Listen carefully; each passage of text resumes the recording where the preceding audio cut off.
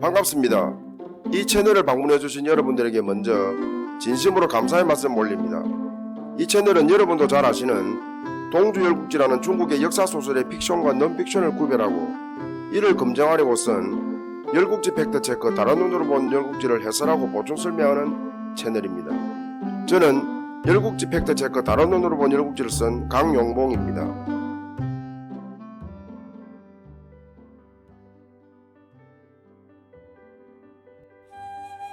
이번 회차에서는 열국지 팩트체크 다른 눈으로 본 열국지 제1장 패자를 기다리며 제1절 낙양전도 4 미소의 대가에 대하여 살펴보겠습니다. 이때 미소의 대가란 바로 보살을 웃게 하기 위하여 거짓 봉화를 올린 것에 대한 대가, 즉 견융의 침입으로 서주가 멸망하는 과정을 살펴보는 것입니다. 저는 오늘 살펴볼 열백열국지에 글을 쓰기 위하여 사마천의 사기, 자구명의 춘추사전 등의 문헌을 인용했는데요. 그 상세 내역은 자막으로 나가는 바이니 참고하시기 바랍니다. 폐위된 왕후의 아비이자 의구의 외할아버지인 신나라 제후, 즉 신우는 주유왕이 딸과 외손자를 폐위했을 때에도 전혀 불만을 표하지 않았습니다. 주유왕의 포사에 대한 총애도 한때이냐고 생각했고 언젠가는 주유왕이 정신을 차리고 다시 딸과 외손자를 복위시키리라 믿었던 거였죠. 그러다가 주유왕 8년, 즉 기원전 774년에 주유왕이 백복을 태자로 세우는 것을 보고는 주유왕은 폐위된 모자를 버리려 한다고 단정하고 반심을 품었습니다. 그러나 신우는 먼저 주유왕에게 상소합니다. 그래서 신우는 하나라 그랑과 은나라 주왕은 요망한 마리와 달기를 총애하다가 결국 하나라와 은나라를 망쳤다. 지금 왕은 둘의 나쁜 것을 본받아 포비를 총애하여 정실과 적자를 폐하였으니 이러고서야 어찌 나라를 온전하게 다스릴 수 있겠느냐라고 하였죠. 주유왕은 신우의 상소문을 받고 대로합니다. 자신을 고랑과 주왕에 비교하였으니 뿔이 났겠죠. 주왕은 석보의 계책에 따라 우선 신우를 후작에서 백작으로 강등하고 장차 군사를 보내어 치기로 결심합니다. 신우는 자신의 상소를 읽고 주유왕이 깨닫기를 기대했으나 위 처분과 같이 주유왕이 반항하자 이제는 자신이 생존하기 위해서라도 뭔가 대책을 세우지 않을 수 없었습니다. 이에 신우는 참모들의 의견에 따라 기원전 773년에 견융의 용주와 연합하고 왕군의 공격에 대비하였습니다. 주유왕은 자신의 처분에 대하여 신우가 반성하고 사죄할 줄 알았는데 오히려 견융과 연합했다고 하자 대로하고는 기원전 772년에 태실에서 제후들과 동맹을 맺고 석보를 대장으로 삼아 왕군을 보내어 신나라를 쳐 위험을 가시하였습니다. 신우는 왕군의 침입을 받고는 간담이 서늘하 했습니다. 작은 나라의 숙명이니 억울하더라도 참는 수밖에 없구나 하고 생각하는데 신나라 대부 여장이 서용의 군사를 이용하여 주유왕의 콧대를 꺾고 의구에게 태자 자리를 되찾아주자고 제안, 신우는 그 계책에 크게 기뻐하였습니다. 이에 신우는 견융의 용주에게 사자를 보내어 뇌물을 바치며 함께 호경을 치자고 제안하며 호경의 보물은 다 가져라고 하였습니다. 그러자 용주는 기뻐하며 이를 수락하고 우선봉의 패정을, 자선봉의 만야석을 임명하고 스스로 중군이 되어 용병 15,000을 일으켜 호경으로 진격하였습니다. 이때에 맞춰 신우는 가까운 정나라와 서이나라에도 청병하여 이들로부터 군사를 얻어 기원전 771년에 신, 경륜, 정, 서희의 반군은 별다른 저항 없이 호경을 포위하였습니다. 서윤과 견융은 같은 뜻입니다. 주왕실이 먼저 신나라를 쳤다는 것은 중국 동사 서주의 기록인데요. 중국 동사 서주에서는 기원전 772년에 주유왕이 태실에서 제후들과 동맹을 맺고 신나라를 쳐서 위험을 보였다고 기록하고 있고 구구 진어 1과 정어에서도 주유왕이 신나라를 쳤다고 기록하고 있으며 세가초세가와 춘추자전 노소공 4년조에서도 주유왕이 태실 회맹을 가졌는데 거기서 주유왕이 거만하게 굴어 윤과적이 배반했다고 기록하는 등 사서에서는 주왕실이 신나라를 먼저 쳤거나 신나라 징계를 위한 태실 회맹이 있었다고 기록하고 있습니다.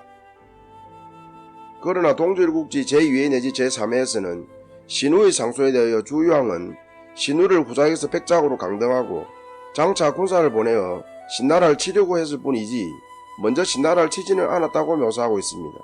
오히려 신우가 왕군이 신나라를 치려고 한다는 소문을 듣고 서윤과 연합하여 호경을 쳤다고 묘사하고 있을 뿐 태질 해명에 관한 묘사도 전혀 없고 더욱이 왕군이 신나라를 먼저 쳤다는 묘사는 없습니다. 또한 반군의 구성과 관련하여 동질국지 제3회에서는 신나라와 견융군사라고 묘사하고 있지만 주봉기에서는 신나라, 견융, 정나라, 서희나라가 연합했다고 기록하고 있고 국어진어 1과 정어에서는 신나라, 정나라, 서용이 연합했다고 기록하고 있습니다. 다시 본게임으로 돌아갑니다. 주유왕은 반군에게 왕궁이 몇 겹으로 포위되자 급하게 봉환을 올렸습니다. 그러나 지난날 그 집 봉환에 수차 속은 제후들은 이번에도 주유왕이 포사를 웃게 하려는 장난이려니 하고 출동하지 않았습니다. 아마 몇몇 제후들은 또 불꽃놀이야 라며 짜증을 냈을지도 모르겠네요. 처음부터 오랑캐들이 침입하지 않을 것이라고 믿고 불꽃놀이를 즐겼던 주유왕이 왕성 방비인들 신경 쓰겠습니까? 정안공의 예견처럼 비상수단을 희롱하다가 참으로 비상한 처지에 놓이고 말았죠. 왕성은 결국 함락되었고 성안은 한마디로 아비규환이었습니다. 정안공은 호경에서는 주유왕의 거처의 안전도 불안하다 판단하고 여산으로 옮기자고 제안하였습니다. 주유왕도 더는 어쩔 도리가 없어 정안공의 제의를 수용했는데요.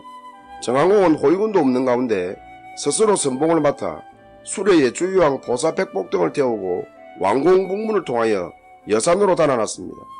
그리고 여산에 도착하여 다시 한 번 더 봉화를 올렸지만 역시 구원군은 오지 않았습니다. 한편 용주는 주유왕이 여산으로 달아난 것을 인지하고 융병을 몰아 여산까지 추격해서는 여궁을 포위하였습니다.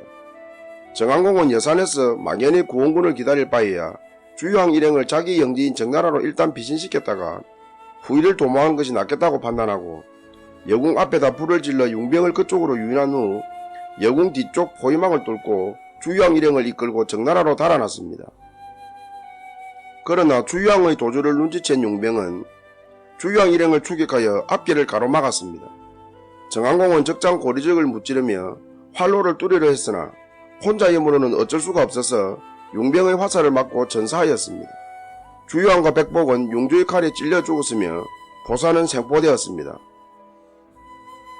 신우는 처음에 거병할 때 주유왕에게 겁을 주어 그의 마음을 바로잡게 하려 했을 뿐 주유왕이 죽고 왕성이 불바다가 되기를 원하지는 않았습니다.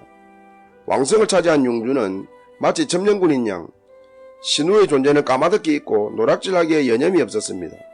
신우는 어떻든 용병을 그들 나라로 몰아내야겠다 판단하고 이미 왕궁의 보화를 약탈한 용주에게 다시 금과 비단 등을 바치며 철군하라고 했으나 용주는 이 말을 들을 리가 없었죠. 어떻게 뺏은 땅인데 언제까지나 누리고 싶은 영화인데 이를 조용히 포기할 리가 있었겠습니까? 용주는 신우의 애타는 마음을 놀리듯 날마다 왕궁에서 잔치를 열고 추색을 즐겼습니다. 신우는 용병이 조용히 문을 나지 않을 것임을 직감하고 진나라 문우, 위나라 무공, 진나라 양공, 정나라 세자굴돌에게 주왕실의 복원을 위해 거병해달라고 요청하였습니다. 이에 사국제후는 뒤늦게 주왕실의 난리를 전해 듣고는 자국군사를 이끌고 호경에 당도하였습니다.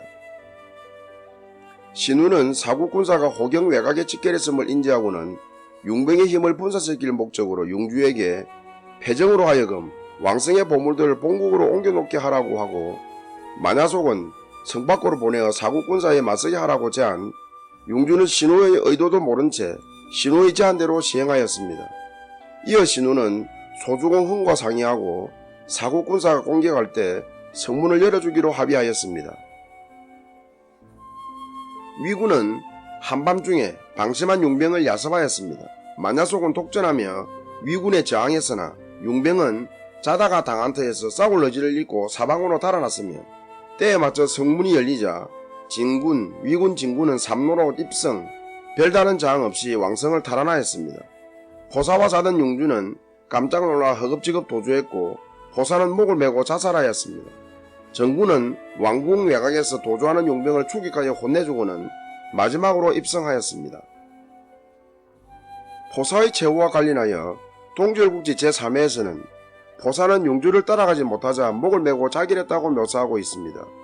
주봉기에서는 주유왕이 죽을 때 보사는 생포되었다고만 기록하고 있을 뿐 그녀의 거디 행적에 관한 기록은 없습니다만 주유왕이 죽을 때 그녀도 함께 자결했다는 설도 있고 용주와 같이 서용으로 달아나 그곳에서 살았다는 설도 있습니다. 나라를 위태롭게 할 정도의 뛰어난 미모 여인을 경국지색이라고 하는데요. 마리, 달기, 보사, 서시, 양귀비를 중국의 5대 경국지색이라고 봐야 하지 않을까 싶습니다. 마리는 하나라 거랑을 홀려 하나라를 망하게 했고, 달기는 언나라 주왕을 홀려 언나라를 망하게 했으며, 보사는 주왕을 홀려 서주를 망하게 했고, 서시는 오나라 부차를 홀려 오나라를 망하게 했으며, 양귀비는 현종을 홀려 당나라를 뒤흔들었습니다. 다들 그 나라를 망하게 할 만큼 요사스러웠겠지만 그래도 보사만큼 요사스러웠을까 의문입니다. 보사는 신우와 의구의 위상을 뒤흔드는 등 주왕실의 정통과 질서를 어지럽혔고 석보와 윤고와 협잡하여 조정을 기망했으며 연회를 자주 열기하고 비단을 찍게 하는 등 국고를 텅 비게 했으며 결국엔 자신 때문에 앙심을 품은 신우 등의 반란으로 서주를 멸망에 이르게 했으니 만일 경국지색에 올림픽 경기가 있었다면 단연 금메달 3연패 내지 4연패는 하지 않았을까 싶네요. 한마디로 보사는 경국지색의 전형이 아닌가 싶습니다. 사국 제후들과 대부들은 주유왕 뒤를 이을 왕위 계승을 논의 위무공, 진양공, 신우 등이 전태자인 의구를 옹립하자고 주장하여 의구가 13대 주평왕이 되었습니다. 이 논의 과정에서 객공안이 나서 이번 나는 신우가 주도했는데 신우에게 책임도 묻지 않고 어찌 그의 외손자를 옹립하려는가. 다른 왕자들도 많다라며 의구 옹립을 반대하고 여신을 지지했으나 대의에 밀려 뜻을 이루지 못하였습니다. 주평왕은 농공행상에서 외할아버지인 신우의 공이 크다며 공작을 하사하려고 했으나 신우는 의도하지는 않았지만 결과적으로 주유왕의 죽음을 초래했다며 극구 사형하였습니다. 이에 주평왕은 신우를 제외한 나머지 유공자들에게 공우, 백, 자남의 자기를 그 처한 자기 위의 것으로 하사했고 땅과 벼슬도 내렸습니다.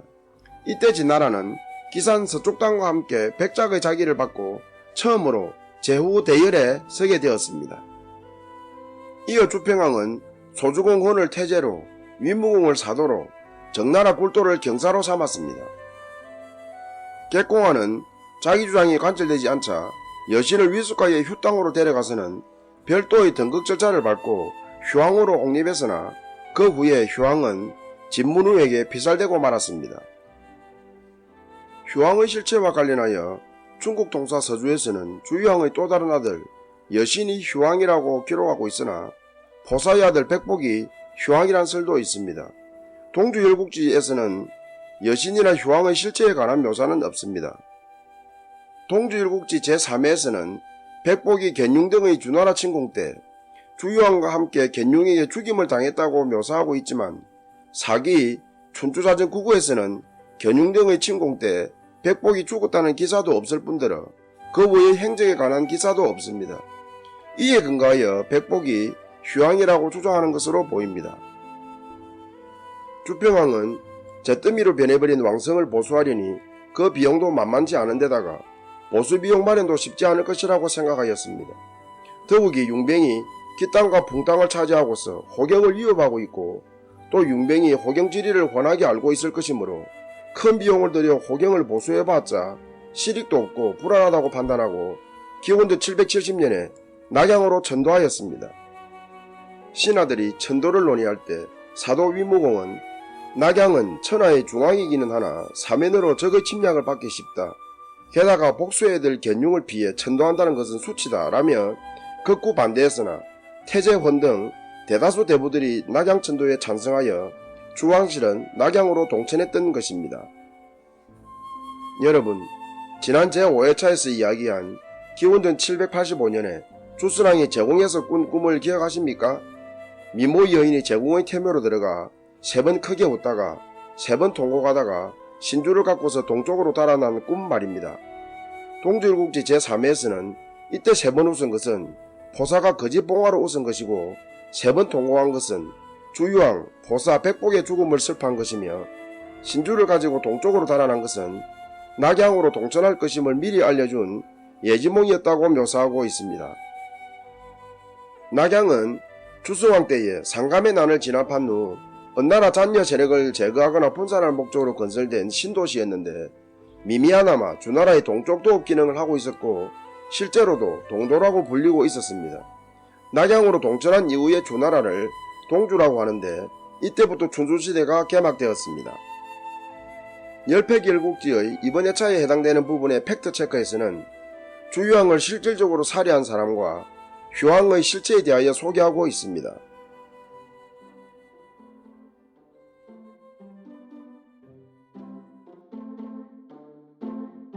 2013년 12월 21일 저녁 미국 펜실베이니아주 웨스트 리딩 체스넛 스트리트에 약 1만 명의 시민들이 모여 1시간 반 동안 루돌프 사슴코, 징글벨, 고요한 밤 거룩한 밤 등의 캐럴에 이어 생일 축가를 불렀습니다. 오로지 단 한 사람의 관객을 위하여. 그 관객이 누구인지 아십니까? 바로 레이니 브라운. 어제 8번째 생일을 맞은 소녀였습니다. 생일 선물과 크리스마스 선물에 잔뜩 들떠 있어야 할 레이니. 그러나 그 아이는 안타깝게도 산소호흡기에 의지하여 침대에 누운 채 자신을 위한 거리 합창을 감상할 수밖에 없었습니다. 자신의 페이스북에 엄지손가락 2개를 지켜세운 사진과 함께 여러분의 노래가 들려요. 감사합니다. 사랑해요 라는 감상의 글을 올리면서 말이죠. 레이니는 2013년 5월에 급성 골수성 백혈병 판정을 받고 투병하다가 12월 중순에 혈액 70% 이상이 암세포에 잠식되어 더는 생존 가망이 없다는 의사의 진단에 따라 마지막을 자기 집에서 맞기로 하고 퇴원하였습니다. 레이니는 자신의 생일인 12월 20일을 앞두고 자신의 페이스북에 이웃 사람들이 불러주는 캐럴을 듣고 싶다라는 소망을 표했고 생일이 한우 지나 체스넛 스트리트에 울려 퍼진 거리의 합창은 이에 대한 답이었죠. 2013년 12월 25일 새벽 결국 레이니는 2926일 7230여 시간 421만 4천여 분 무려 2억 5282여만 초라는 참으로 기나긴 생을 마감하였습니다. 레이니는 비록 세상과 일찍 작별했지만 그래도 평생 들을 캐럴은 다 듣고 떠났지 않았을까 싶네요. 끝까지 시청해주셔서 감사합니다. 다음 회차에서 뵙겠습니다.